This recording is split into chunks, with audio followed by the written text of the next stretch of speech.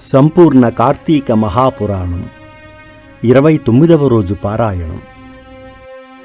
నారదుని హితముపై రవంత చింతించిన రవిసుతుడు ఆ ధనేశ్వరునకు ప్రేతపతి అనే దూతను తోడిచ్చి నరకాన్ని తరింపజేయవలసిందిగా ఆదేశించాడు. ఆ దూత ధనేశ్వరుని తనతో తీసుకుని వెళుతూ మార్గమధ్యమందలి నరకభేదాలను చూపిస్తూ వాటి గురించి ఇలా వినిపించసాగాడు. తప్తవాలుకం, ధనేశ్వర, మరణించిన వెంటనే పాపకర్ములు ఇక్కడ కాల్చబడిన శరీరములు కలవారై దిక్కులు వ్రక్కలయ్యేలా రోదించుచూ ఉంటారు. దీనినే తప్తవాలుక నరకము అంటారు. వైశ్వదేవపరులైన అతిథులను పూజించినవారు గురువులను, అగ్నిని, బ్రాహ్మణులను, గోవును, వేద విధులను కాళ్లతో తన్నిన వారి పాదాలను మా యమదూతలు ఎలా కాల్చుతున్నారో చూడు. అంధతా మిశ్రము. ఈ నరకములో సూదిమొనల వంటి భయంకర ముఖాలు కలిగిన పురుగులు పాపాత్ముల శరీరాలను దొలిచివేస్తూ ఉంటాయి. ఇది 16 రకములుగా కుక్కలు, గ్రద్దలు, కాకులు మొదలగు పక్షిజంతు సమన్వితమై ఉంటుంది. పరుల రహస్యాల్ని భేదించే పాపాత్ములందరూ ఈ నరకంలోనే దండింపబడుతూ ఉంటారు. క్రకచము.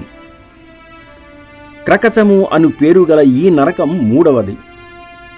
ఇక్కడ పాపాత్ములను అడ్డముగాను, నిలువుగాను, ఏటవాలుగాను, సమూలముగాను, అంగాంగాలుగాను రంపాలతో కోస్తూ ఉంటారు. అసిపత్రవనం. 4వ నరకధోరణి అయిన దీనినే అసిపత్రవనం అంటారు.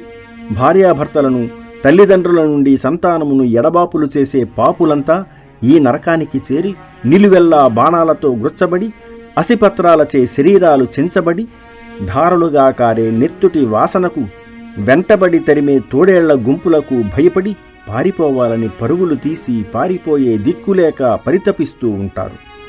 చంపుట, భేదించుట మొదలగు విధులతో ఈ నరకం 6 రకాలుగా ఉంటుంది. కూటసాల్మలి. కూటసాల్మలి 16 రకాలుగా దండించేది. పరస్త్రీలను, ద్రవ్యాన్ని హరించేవాళ్లు, పరాపకారులు అయిన పాపులు ఉండేది కూటసాల్మలి నరకం. రక్తపూయం.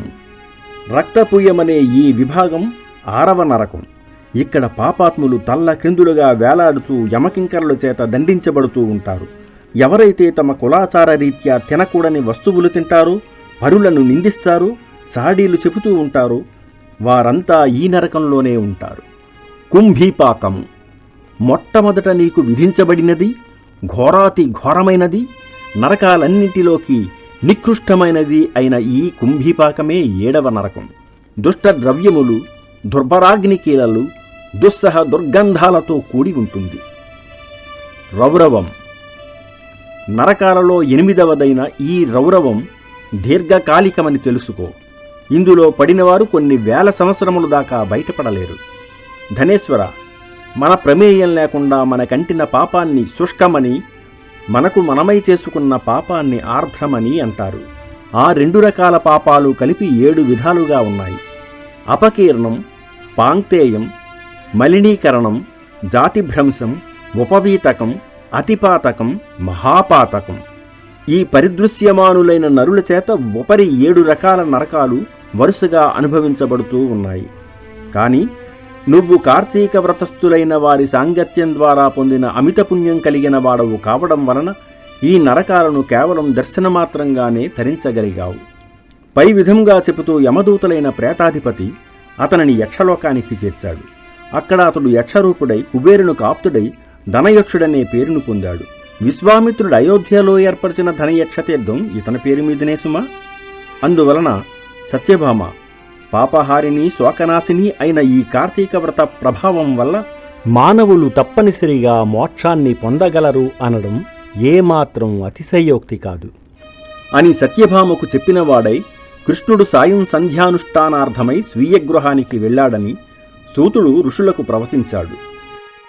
సూతుడు ఇలా చెప్తున్నాడు: ఈ కార్తీక మాసం పాపనాశిని, విష్ణువునకు ప్రియకరి, వ్రతస్థులకు భుక్తి ముక్తిదాయని అయి ఉంది. కల్పోక్త విధిగా ముందుగా విష్ణు జాగరణము, ప్రాతస్నానము, తులసీ సేవ, ఉద్యాపనం, దీపదానం అనే ఈ 5 కూడా కార్తీక మాసంలో ఆచరించిన వారు ఇహాన భుక్తిని పొందుతున్నారు. పాపాలు పోవాలన్నా దుఃఖాలు తీరాలన్నా, కష్టాలు కడతేరాలన్నా కార్తీక వ్రతాన్ని మించినది మరొకటి లేదు. ధర్మార్థ కామ మోక్షాలు 4 కోసము కూడా ఈ కార్తీక వ్రతం ఆచరించవలసి ఉంది. కష్టములలో ఉన్నవాడైనను, దుర్గారణ్యగతుడైనను, రోగి అయినా సరే విడువకుండా ఈ వ్రతాన్ని పాటించాలి. ఎటువంటి ఇబ్బందులు కలిగినా సరే వ్రతమును మానకుండా శివాలయంలోనో విష్ణువాలయంలోనో హరిజాగరాన్ని ఆచరించాలి.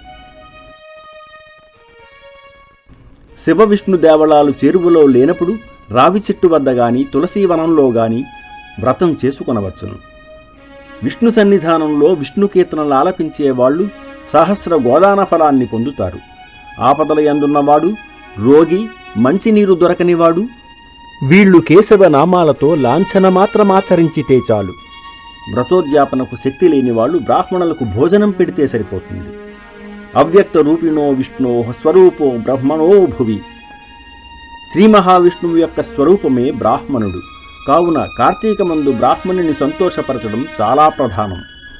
అందుకుగాను శక్తి లేని వాళ్ళు గోపూజ చేసినా చాలు. ఆపాటి శక్తైనా లేనివాళ్లు రావి మర్రి వృక్షాలను పూజించినంత మాత్రం చేతనే వ్రతాన్ని సంపూర్తి చేసిన ఫలాన్ని పొందగలుగుతారు.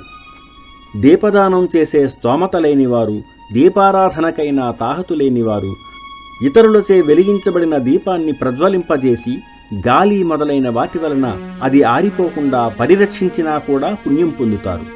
పూజకు తులసి అందుబాటులో లేనివారు తులసికి బదులు విష్ణుభక్తుడైన బ్రాహ్మణుని పూజించాలి. సూతుడు చెప్పినది విని ఇతర వృక్షాలన్నింటికంటే కూడా రావి మర్రి వృక్షాలు మాత్రమే గోబ్రాహ్మణ తుల్య పవిత్రతని ఎలా పొందాయి అని అడిగాడు సూతుడు. పూర్వం ఒకసారి పార్వతీ పరమేశ్వరులు మహాసురత భోగంలో ఉండగా కార్యాంతరం వలన దేవతలు అగ్ని కలిసి బ్రాహ్మణ వేషధారులై వెళ్లి ఆ సంభోగానికి అంతరాయం కలిగించారు. అందుకు కినిసిన పార్వతీదేవి సృష్టిలోని క్రిమికీటకాదులు సహితము సురతములోని సుఖపడుతూ ఉన్నాయి. అటువంటిది మీరు మా దంపతుల సంభోగ సుఖాన్ని చెడగొట్టారు. నాకు సురత సుఖభ్రంశాన్ని పాటించిన మీరు చెట్లై పడి ఉండండి అని శపించింది.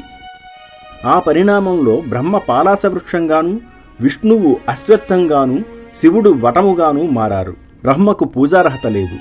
జగదేక పూజనీయులైన శివకేశవుల రూపాలు గనుకనే రావి మర్రి వృక్షాలకు అంతటి పవిత్రత కలిగింది. వీటిలో రావి చెట్టు శని దృష్టి సంబంధితమైన కారణంగా శనివారం నాడు మాత్రమే పూజనీయమైంది. ఇతర వారాలలో రావి చెట్లను తాకరాదు సుమా అంటూ చెప్పడాన్ని ఆపాడు సూతుడు. 29వ రోజు పారాయణం సమాప్తం.